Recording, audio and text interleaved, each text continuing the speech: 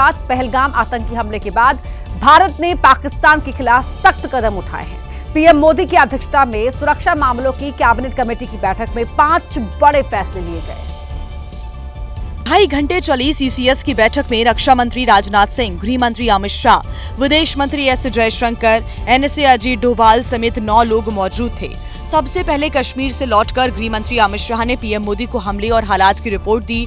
उसके बाद सीसीएस में 1960 की सिंधु जल संधि को तत्काल प्रभाव से स्थगित करने, चेक पोस्ट अटारी को तत्काल प्रभाव से बंद करने, पाकिस्तानी नागरिक को सार्क वीजा छूट योजना के तहत भारत की यात्रा करने की अनुमति नहीं देने, नई दिल्ली में पाकिस्तानी उच्चायोग में रक्षा, सैन्य, नौसेना और वायु सलाहकारों को अवांछित घोषित करने और इस्लामाबाद में भारतीय उच्चायोग से अपने रक्षा, नौसेना और वायु सलाहकारों को वापस बुलाने का फैसला हुआ। इसके साथ ही सीसीएस में सुरक्षा की हालात की समीक्षा की गई। साथ ही सभी सुरक्षा बलों को हाई अलर्ट पर रहने का निर्देश दिया गया। The CCS reviewed the overall security situation and directed all forces to maintain high vigil. Pakistan के खिलाफ उठाए गए सख्त कदम का देश भर में स्वागत हो रहा है। सिंधु जल समझौते को स्थगित किए जाने के फैसले का जम्मू कश्मीर के नेताओं ने भी स्वागत किया है। 1960 में हुए सिंधु जल समझौते को स्थगित करना पाकिस्तान के खिलाफ सरकार का सबसे सख्त फैसला है। सिंधु और सहायक नदियां पाकिस्तान के लिए लाइफलाइन कही जाती हैं। पाकिस्तान की 80% कृषि भूमि को सिंचाई का पानी सिंधु से ही मिलता है। पाकिस्तान की 68% ग्रामीण आबादी खेती पर निर्भर है। पाकिस्तान की राष्ट्रीय आय में 23% योगदान कृषि का है। सिंधु जल समझौता स्थगित करने से पाकिस्तान का बड़ा हिस्सा पानी के लिए तरसेगा। सरकार ने जो अभी जल संधि को रद्द कर दी है, एक अच्छा डिसीजन लिया है। बहुत बड़े ऐतिहासिक और साहसिक निर्णय सुरक्षा मामलों की कैबिनेट कमेटी उन्होंने लिए हैं। मोदी साहब ने पाकिस्तान का हुक्का पानी बंद किया है। पहलगाम में निर्दोष नागरिकों की हत्या के बाद पूरा देश पाकिस्तान और उसके सरपरस्ती में रह रहे आतंकवादियों के खिलाफ एक्शन चाहता है। कांग्रेस ने भी सीसीएस के फैसले का स्वागत किया है। जो सीसीएस का फैसला भी हुआ है, कांग्रेस पार्टी उसके साथ है और भी जितने कड़े कदम उठा सकते हैं उसके साथ भी कांग्रेस पार्टी है। हम चाहते हैं कि पाकिस्तान को सबक सिखाएं। पाकिस्तान के खिलाफ एक्शन के बीच भारत ने दिल्ली में पाकिस्तान उच्चायोग के शीर्ष राजनयिक साद अहमद वार्रात को तलब किया। उन्हें भारत में मौजूद पाकिस्तान के सैन्य राजनयिकों के लिए औपचारिक तौर पर पर्सोना नॉन ग्राटा नोट सौंपा। इस बीच लोगों के गुस्से को देखते हुए दिल्ली में पाकिस्तानी हाई कमीशन की सुरक्षा बढ़ा दी गई है।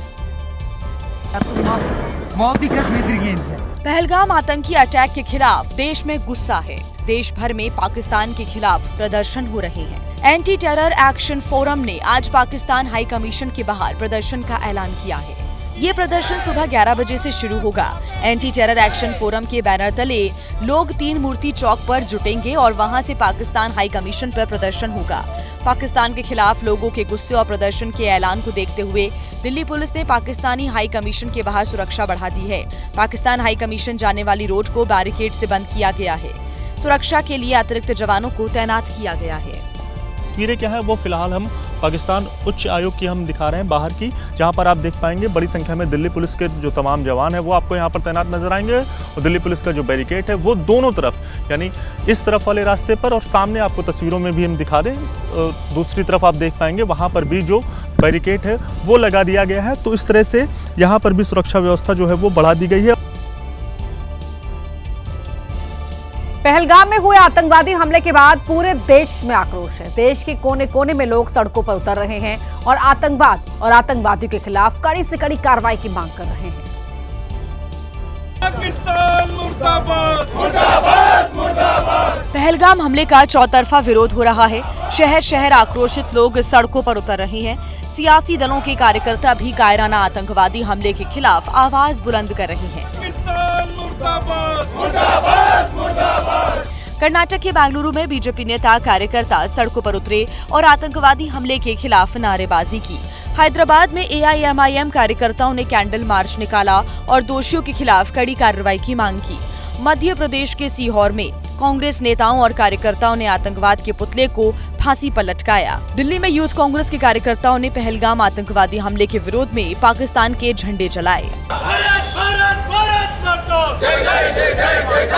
हैदराबाद में बीजेपी ने कैंडल मार्च निकाला। पाकिस्तान और आतंकवाद के खिलाफ नारेबाजी की गई।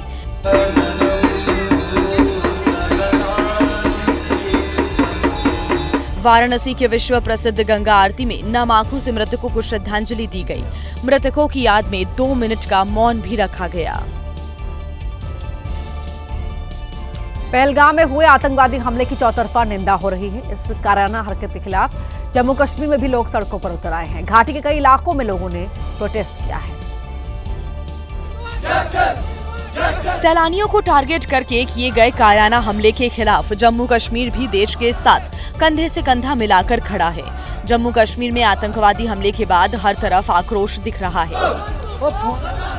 पहलगाम में भी लोग सड़कों पर उतरे और कैंडल मार्च निकाला। लोगों ने आतंकवाद मुर्दाबाद और मृतकों को न्याय दिलाने के नारे लगाए। पहलगाम आतंकी हमले के खिलाफ डोडा में वाणिज्य एवं उद्योग मंडल ने कैंडल मार्च निकाला और कायराना हमले की निंदा की। वाला मुसलमान है। हंदवाड़ा में नेशनल कॉन्फ्रेंस के नेताओं और कार्यकर्ताओं ने कैंडल मार्च निकाला और आतंकवादी हमले की कड़े शब्दों में निंदा की। बारामूला में कैंडल मार्च निकाला गया। मार्च में भारी संख्या में शामिल हुए लोगों ने पीड़ित परिवारों के साथ एकजुटता के साथ खड़े होने का संदेश दिया। श्रीनगर में बीजेपी ने भी विरोध प्रदर्शन किया। पार्टी के नेताओं और कार्यकर्ताओं ने डल झील के पास इकट्ठा होकर दोषियों के खिलाफ कड़ी कार्रवाई की मांग की। टूरिस्टों का कत्ल बंद करो, बंद करो। टूरिस्ट हमारी जान है, टूरिस्ट हमारी शान है। पहलगाम में निर्दोष पर्यटकों की हत्या करने वाले आतंकियों की तलाश में सुरक्षा बलों का सर्च ऑपरेशन जारी है। अब तक 1500 से अधिक लोगों को पूछताछ के लिए हिरासत में लिया गया है। कुलगाम के तनमर्ग में भी आतंकियों की तलाश में सर्च ऑपरेशन चल रहा है। पहलगाम में पर्यटकों का खून बहाने वाले आतंकियों की तलाश में सुरक्षा बलों का सर्च ऑपरेशन जारी है। सुरक्षा बल स्थानीय लोगों से पूछताछ भी कर रही है। अब तक पूछताछ के लिए 1500 लोगों को हिरासत में लिया गया है। पहलगाम में 200 के करीब घोड़े वालों, शॉल वालों को हिरासत में लिया गया। टूरिस्ट गाइड्स को भी हिरासत में लेकर पूछताछ हो रही है। सुरक्षा बल ये जानने की कोशिश कर रही हैं कि आतंकियों को लोकल सपोर्ट कहां से मिला और पर्यटकों के बारे में उन्हें जानकारी किसने दी। पहलगाम में चौकसी बढ़ा दी गई है। यहाँ CRPF को तैनात किया गया है। श्रीनगर समेत जम्मू कश्मीर के दूसरे इलाकों में भी सुरक्षा बल हाई अलर्ट पर हैं। इसी बीच कुलगाम के तनमार्ग में भी आतंकियों और सुरक्षा बलों के बीच मुठभेड़ हुई है। यहाँ 2 आतंकियों के छिपे होने की खबर है। सुरक्षा बल इन आतंकियों की तलाश में सर्च ऑपरेशन चला रहे हैं। पहलगाम आतंकी हमले को लेकर आज केंद्र सरकार ने सर्वदलीय बैठक बुलाई है। जम्मू कश्मीर के मुख्यमंत्री उमर अब्दुल्ला ने भी आज सूबे में सर्वदलीय बैठक बुलाई है। पहलगाम आतंकी हमले को लेकर केंद्र सरकार ने आज सर्वदलीय बैठक बुलाई है। संसद भवन परिसर में शाम 6 बजे सर्वदलीय बैठक होगी। बैठक की अध्यक्षता रक्षा मंत्री राजनाथ सिंह करेंगे। सूत्रों के मुताबिक गृह मंत्री अमित शाह और रक्षा मंत्री राजनाथ सिंह ने पहलगाम आतंकी हमले को लेकर विपक्षी दलों के नेताओं से बात की है। सर्वदलीय बैठक में सरकार विपक्षी नेताओं को हालात की जानकारी देगी। साथ ही पाकिस्तान के खिलाफ उठाए जा रहे कदमों पर भी चर्चा होगी। कांग्रेस अध्यक्ष मल्लिकार्जुन खड़गे ने कहा कि ऐसे हालात में पूरा देश एकजुट है। In such situation, who worked more, who is not worked more, who did best, who did not do best, such things should not come. We all are one when such situation comes. Delhi में सर्वदलीय बैठक से पहले पहलगाम आतंकी हमले पर चर्चा के लिए आज कांग्रेस कार्य समिति की बैठक भी होगी। सुबह 10:30 बजे ये बैठक होगी। बैठक में शामिल होने के लिए नेता प्रतिपक्ष राहुल गांधी अपनी अमेरिका यात्रा बीच में खत्म कर देश लौट आए हैं। जम्मू कश्मीर के CM उमर अब्दुल्ला ने भी पहलगाम आतंकी हमले पर चर्चा के लिए सूबे में सर्वदलीय बैठक बुलाई है। ये बैठक आज दोपहर 3 बजे शेर कश्मीर अंतर्राष्ट्रीय सम्मेलन केंद्र में होगी। हालात पर चर्चा के लिए 28 अप्रैल को जम्मू कश्मीर विधानसभा का विशेष सत्र भी होगा। पहलगाम आतंकी हमले के बाद जम्मू कश्मीर से सैलानी अपने घरों को लौट रहे हैं। पर्यटन मंत्रालय ने पर्यटन सेवा देने वाली एजेंसियों से पर्यटकों की मदद करने को कहा है। इसी बीच जम्मू कश्मीर के होटल और ट्रांसपोर्ट से जुड़े व्यापारियों ने सैलानियों को निःशुल्क मदद देने का ऐलान किया है। पहलगाम आतंकी हमले के बाद कश्मीर के अलग अलग इलाकों से पर्यटक अपने घर लौट रहे हैं। ऐसे में पर्यटन मंत्रालय ने पर्यटन सर्विस देने वाले बड़े platform, travel agents, tour operators, पर्यटन और हॉस्पिटैलिटी इंडस्ट्री एसोसिएशन को पर्यटकों की हर मुमकिन मदद करने को कहा है। पर्यटन मंत्रालय ने कहा है कि सैलानियों की कैंसलेशन फीस को माफ कर दिया जाए। जम्मू कश्मीर में पर्यटन बिजनेस से जुड़े व्यापारी भी सैलानियों की मदद के लिए आगे आए हैं। जो यहाँ बाकी टूरिस्ट हैं, उनके हम बड़े ताबियादार हैं। उनको हमने कल से फ्री अकोमोडेशन दी है, फ्री खाना पीना दी है। इसलिए नहीं, ये हमारे टूरिस्ट थे, इसलिए इंसानियत के तौर पर ये हमारे गेस्ट हैं। मैं लोगों से भी रिक्वेस्ट करूंगा, आप अब एज अ टूरिस्ट नहीं यहाँ आए, आप इंसानियत के तौर आए। हमले के बाद पहलगाम में सन्नाटा है। सैलानी पहलगाम से लौट गए हैं। पहलगाम में होटल्स बंद हैं। श्रीनगर और दूसरे इलाकों में घर लौटने वाले पर्यटकों की भीड़ है। होटल व्यापारी इन सभी टूरिस्ट के लिए रुकने की निःशुल्क व्यवस्था ऑफर कर रहे हैं। हम आपसे कोई बिजनेस नहीं करेंगे, हम आपसे कोई पैसा नहीं लेंगे, मगर आप जब हमारे पास कश्मीर आएंगे, हमारे दिल को लगेगा कि भाईचारा कायम है। हम तो पहलगाम में दहशत की नई दस्तक के बाद खौफ पसरा हुआ है। बावजूद इसके ऐसे लोगों की भी कमी नहीं है जो आतंकवाद को चुनौती देते हुए अब भी बेखौफ कश्मीर पहुंच रहे हैं। श्रीनगर एयरपोर्ट पर मेरी मौजूदगी है। यहाँ से पहलगाम जाना है, लेकिन यहाँ पर बहुत सारे परिवार के लोग लगातार श्रीनगर और उसके बाद पहलगाम जाने के लिए बेचैन दिखाई दे रहे हैं। ऐसा ही एक परिवार मुंबई से आया है, इनसे हम जानते हैं। आप लोगों को खबर है पहलगाम में बड़ा आतंकी हमला? यस, हमने कल रात को न्यूज़ में देखा है, बहुत बड़ा आतंकी हमला हुआ है। उसके बावजूद आप लोग आए हैं, पहलगाम भी जाएंगे? हाँ, जो हुआ उसके लिए हम लोग दिलगीर है, सिंपैथी हमारा उसके परिवार की तरफ। तो उससे डर के कोई मतलब नहीं है। अगर हम लोग डर जाएंगे तो टेररिस्ट वाले को ज़्यादा मौका मिलेगा कि हमसे डर गए ऐसा। अच्छा, इस वजह से जाना है वहाँ पर? यस। लेकिन टारगेट किलिंग हो रही है, हिंदुओं को चुन चुन कर मारा जा रहा है। वो उसका लुकआउट है, लेकिन हमको डरना नहीं है और अपना कश्मीर को वापस टूरिस्ट से भरपूर रहे और कोई डरे नहीं। जो लोग का हो गया और डेथ हो गया, उसके लिए हम लोग को बहुत दुख हुआ है। लेकिन आप लोग के अंदर डर नहीं है? नहीं, जरा भी नहीं है। कोई डर नहीं आपके अंदर? नो। खबर देखिए। बिल्कुल डरना नहीं है। मेरे साथ एक छोटा बच्चा है मेरा। हाँ, मुझे इंडियन आर्मी पे पूरा भरोसा है, इसके लिए मैं यहाँ आया हूँ मेरी फैमिली को लेके। जम्मू कश्मीर में देश भर से पर्यटक पहुंचे हुए हैं। पहलगाम हमले के बाद पर्यटकों में डर समा गया है। महाराष्ट्र के भी कई पर्यटक तुरंत घर वापस लौटने की कोशिश में थे और उनकी मदद के लिए खुद डिप्टी सीएम एकनाथ शिंदे श्रीनगर पहुंचे।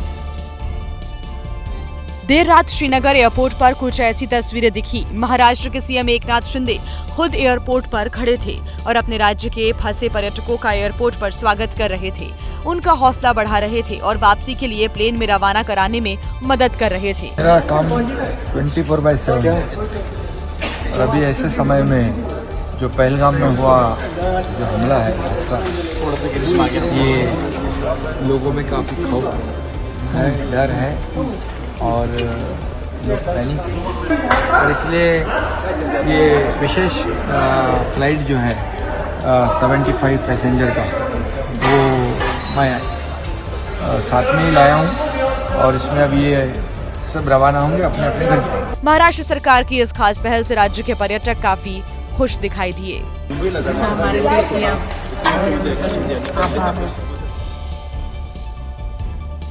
पहलगाम हमले में मारे गए बेगुनाह लोगों के परिवार पर दुखों का पहाड़ टूट पड़ा है। कानपुर में एक ही परिवार के 11 लोग श्रीनगर घूमने गए थे। ये ग्रुप श्रीनगर से पहलगाम पहुंचा। परिवार के बाकी सदस्य नीचे थे, लेकिन शुभम और उसकी पत्नी पहलगाम की बैसरन घाटी घूमने के लिए 6 किलोमीटर ऊपर चले गए। लेकिन कौन जानता था कि वहां आतंकी घात लगाकर टूरिस्टों का इंतजार कर रहे हैं। 2 महीने पहले ही फरवरी में शुभम की शादी हुई थी और जिस घर में खुशियों का बसेरा था, आज वहां मातम का अंधेरा है। पहलगाम में आतंकियों की गोली का शिकार हुए शुभम का पार्थिव शरीर कानपुर में उनके पैतृक गांव में ले जाया गया है और आज उनका अंतिम संस्कार होगा। पूरे इलाके में एक ओर जहां शुभम की मौत का गम है, तो दूसरी ओर आतंकियों के खिलाफ और आतंकियों के आका पाकिस्तान के खिलाफ भारी गुस्सा है। हर कोई मांग कर रहा है कि इस हमले का बदला लिया जाए। पाकिस्तान को ऐसा सबक सिखाने की मांग की जा रही है कि आइंदा हिंदुस्तान के खिलाफ कोई भी साजिश रचने की सोचते ही उसकी रूह सिहर जाए, क्योंकि बेकसूर लोगों के परिवारों को जो जिंदगी भर का दर्द मिला है वो सोचकर दिल दहल जाता है।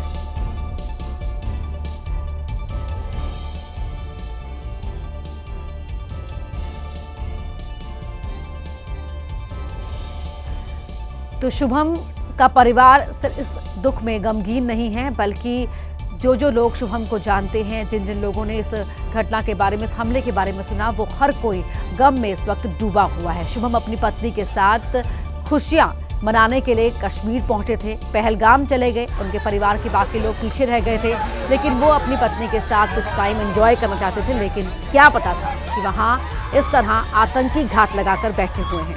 आज कानपुर में शुभम को उनके पैतृक स्थान पर आखिरी विदाई दी जाएगी। उनका जब पार्थिव शरीर कानपुर पहुंचा तो वहां हाहाकार मच गया।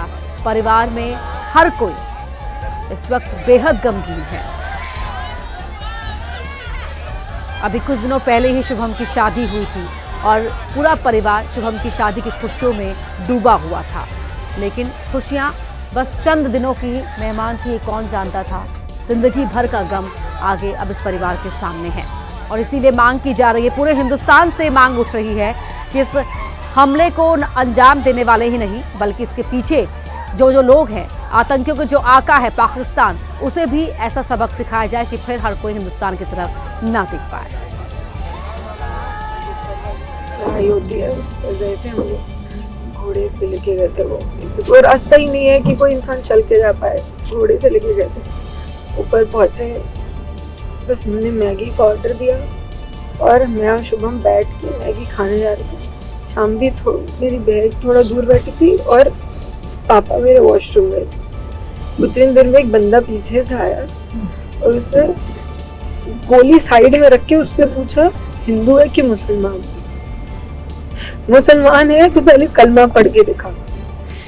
जैसे हमें पता नहीं, हम पीछे पलट के देखे हो क्या रहा है, हम उसकी तरफ स्माइल करके पूछे, भैया क्या हुआ? यार हिंदू है मुसलमान? मैंने कहा हिंदू। मार दिया, पहली गन उसी पे चलाई। उसके बाद 70 लोगों को मार दिया। क्यों मार दिया?